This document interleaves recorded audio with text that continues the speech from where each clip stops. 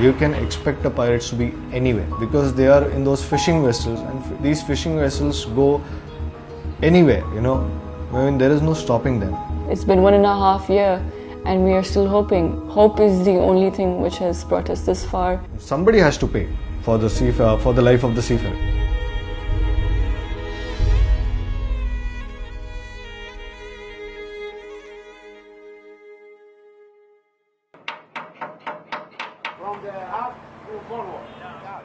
Noor Amoon is Farah Rashid, work between Dubai and Somalia, have general cargo.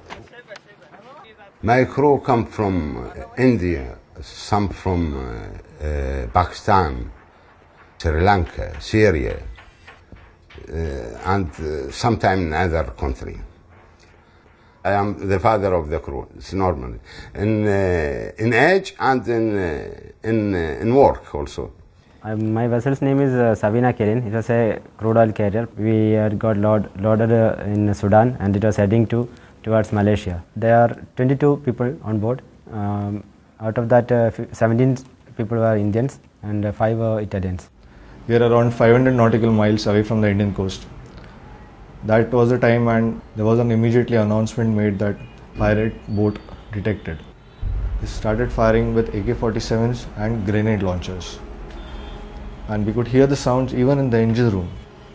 The accommodation were filled with smoke, and fire alarm was ringing. A lot of things were happening. Banging, booming sounds were there. The attack lasted for around 2.5 hours because at 10:30 they were on board. And they were firing, were shouting, like they were happy. They were not bothered if they killed one person, because they used to say if the company is going to give money for 22 people, it will give money for 21 people also. So even 1 or 2 people die, it makes no difference. MV Albedo has been hijacked for the past 18 months.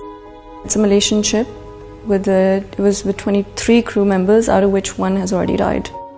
My father is the captain of the ship. He's been a seafarer for 40 years. He was 18 when he first joined, and he's 62 now. And yes, this was it's supposed to be his last voyage before his retirement.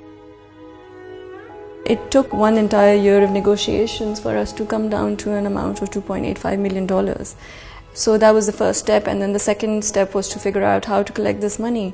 We learned that the owner is not in the position to be able to pay such a huge amount, and the company had gone bankrupt. So pretty much after some months, we had to, instead of depending on the owner, we decided that we have to do something as his daughters and my mother as his wife. For the last 7 months, we were given 1 liter of water, 1 bottle of water per day, fresh water. You want to wash your face, you want to drink, you want to do washing, you want to do anything, you have 1 liter of water. That's all. We are not able to take bath, we are not able to cut our hair, not even able to shave for nearly 8 months, I think. For 11 months, I had not spoken with my daughter. I had not spoken to my parents also. I did not know how everybody is. We felt completely isolated, whether it was from the ship owners, or whether it was from the governments of the other nationalities who were on board the ship. So we were completely isolated for a very long time.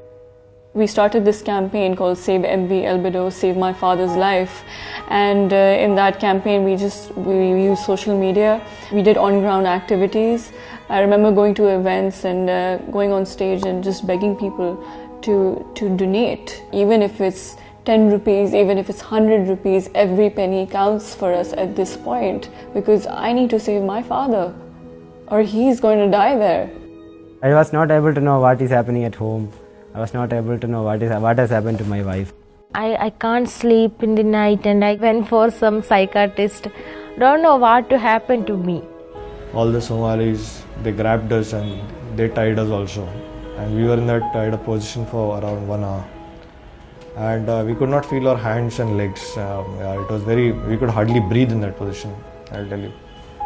It was like we were praying to God. I could hear Chief Engineers crying, and I could hear him.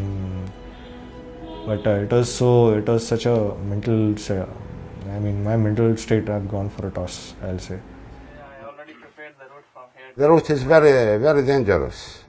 It's dangerous because the piracy they have arm. and the ships don't have anything, only the seawater for defense. The small boat skiff, you don't know if the piracy or fishing ship. They hit me with a handle of the axe, a long axe. They hit me on the nose, and I was bleeding from my nose. I hit me on the face also. They kicked us a lot. They hit us with the butt of the guns, and it was like we see in the movies. They tortured the chief engineer really bad at that point. They were trying to pull his fingernails with a plier, and one person was continuously hitting him on the back with an iron rod.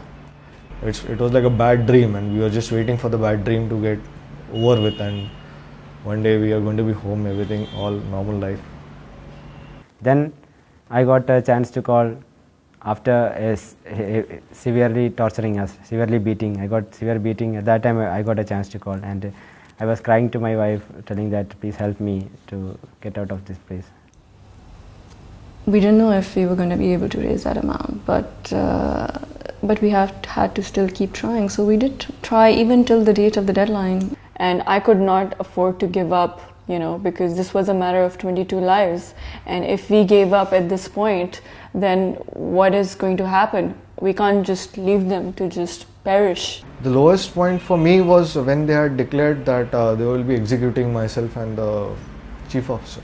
They declared it at 8 o'clock at night that tomorrow second engineer and chief officer will be shot dead. We'd only raised 10% of the amount, and with 90% still to go of the portion that we were supposed to raise. It made us realize that we can only do so much in our capacity. No matter how hard we try, there is always a limit there. We can't exceed that limit. Even on the day of the deadline, we were hoping for a miracle within the last hours of the day. My sister, she went on national television, and we reached somebody's heart who was kind enough to donate the remaining amount. So we've done our part, and miraculously, whatever we had committed to raise, we've been able to raise that. But the release of the ship still depends on the owner of the ship and whether or not the rest of the money can be arranged. It makes you realize the power of money and the power of individuals who can make such a huge difference. And even life and death depends on individuals who can help and make a difference.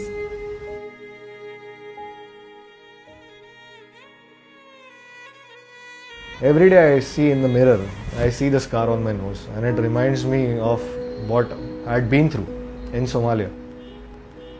Before I was a very carefree person, but now I care for life more than before. We ordinary people can't do much no matter how hard we try. Begging on the roads, going to people, knocking on every door, it's not going to make a difference. It's just like a drop in the ocean unless somebody in power steps forward. Unless and until something comes in black and white and it is approved and enforced, these things will continue. The life of seafarers are important, and they should realize this. It is more important than the cargo, the ship and everything. It's our life. We work and life in the sea. We can't stop. We will continue. I would never want any daughter, any son, any brother, any mother to go through what we did, because it is one of the most horrifying experiences that anybody can ever go through. Those that can do something about this need to have a solution. There should be a long-term solution so that people stop suffering. I would like to tell my father that even now that you've come this far, I would not want you to lose hope. We're waiting every day, every hour for your return, and we're not giving up on you, and we will never give up on you till you actually reach home. So please just don't lose hope and hang in there.